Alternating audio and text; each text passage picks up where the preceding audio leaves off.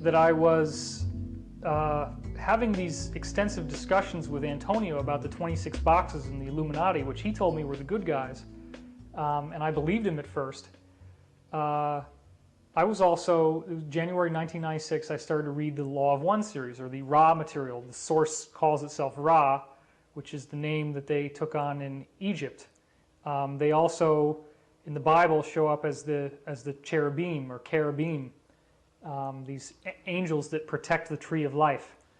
And Dan Burrish appears to have had an encounter with the cherubim, which I believe is an encounter with Ra.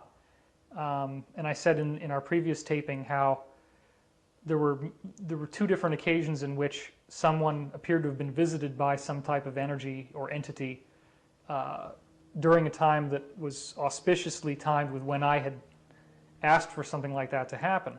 One was when this woman had a reading and it said to her, "Remember the giant cathedral?"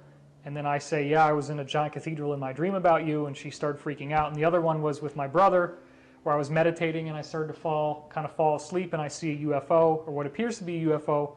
And I didn't really care, but I said, well, now all I need is to see a ball of light with an intelligent message, because that's the other thing I always read about in these UFO books. And then my brother has that happen to him. Very powerful experience for him. So there have been these times where it seems like there's a direct connection.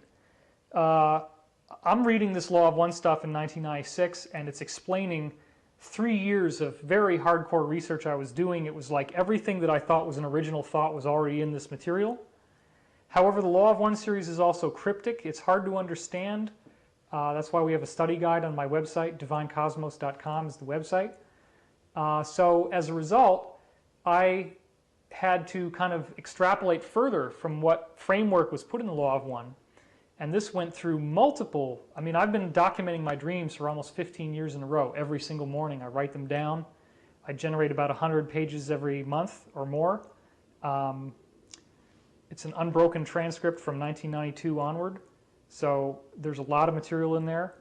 And a lot of this stuff would come down to the point of like using Google as sort of like divination, trying to find information on the internet by knowing what you're looking for, but then being open to finding surprises. Well, it's interesting too, because Edgar Cayce claimed that one of his past lives was Pythagoras, and the Illuminati / Masons cite Pythagoras as one of their main influences because he basically reconstituted the Atlantean knowledge that had been dispersed throughout the world. He traveled to India, he traveled to Tibet, he traveled all around and basically got initiated in all these different secret societies and gathered their information, put it together.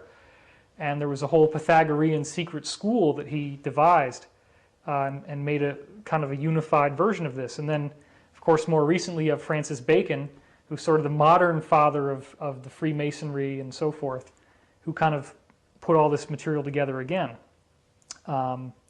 And of course, the secret story with Bacon is that he was the illegitimate son of Queen Elizabeth and was not allowed to be part of the royalty because his father was not the king. So he got banished by his mother when he found out what was going on, and he felt very betrayed. And that could partially explain why the Masonic movement at the top level is actually very anti-monarchical and ended up creating its own power system outside conventional royalty and inheritance of power. So anyway, yeah, it's not an easy subject for me to talk about, my own channeling, because it's a lot easier for me to talk about science because it's something I can prove, it's something I can talk about. But what I can tell you is that if you do the work on yourself, if you do the spiritual work, you will get to a point where you can start to experience the field of consciousness as a direct personal thing. And this is best done in deep meditation. A lot of people are looking for some kind of placebo, some kind of like take acid or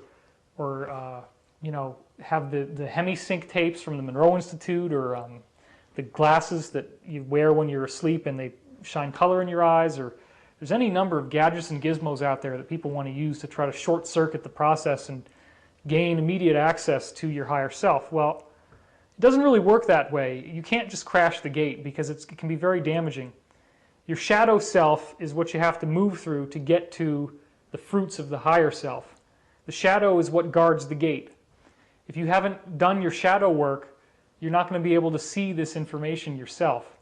As a result of that, and I shared some of this with you guys privately, there is some really awful stuff that's happened to me that I have never publicized, which I all credit as part of my initiation.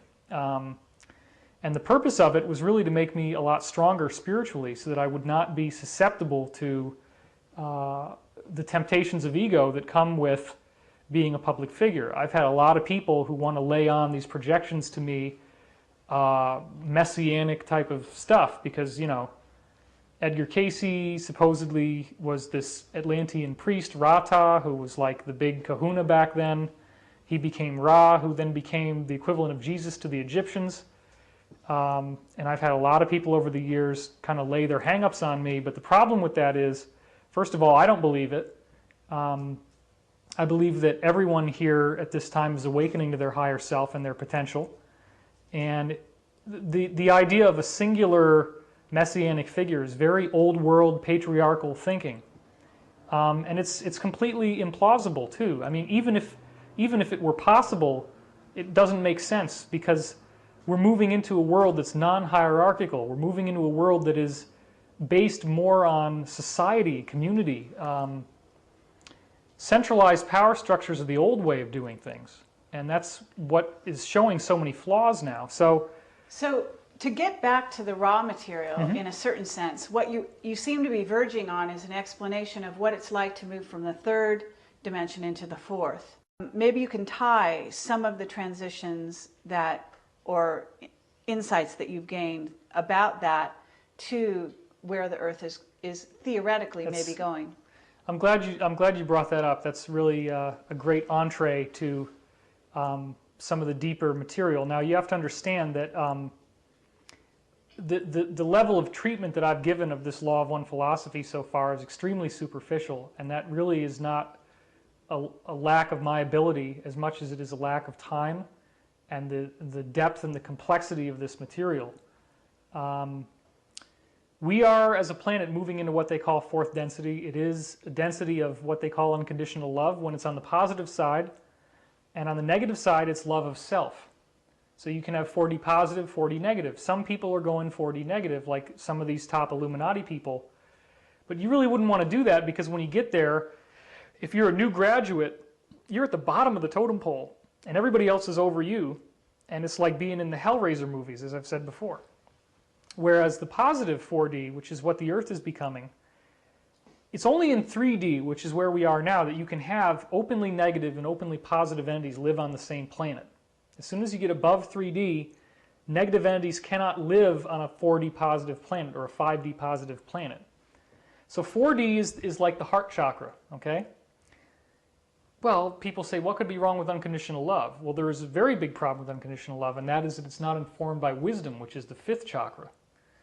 Unconditional love without wisdom is where a lot of people are right now, and they're having a lot of problems in marriages, in relationships, in jobs, in family interrelations with our government structure, because these people with these very open hearts can be very easily manipulated, taken advantage of by others. They don't have the strength of character to be able to just say no, to be able to just say, this is my life, this is my space, this is my body, you can't have it. And that's one of the things that's very difficult about being a public figure in spirituality, is that people see you as a public figure as their family, and they're almost like their property. And so people meet me and they just want to take me out to dinner, and they want to have these long conversations and tell me their life story. And when you're in a room with 500 people that are all trying to do that at the same time, which I've been in many circumstances,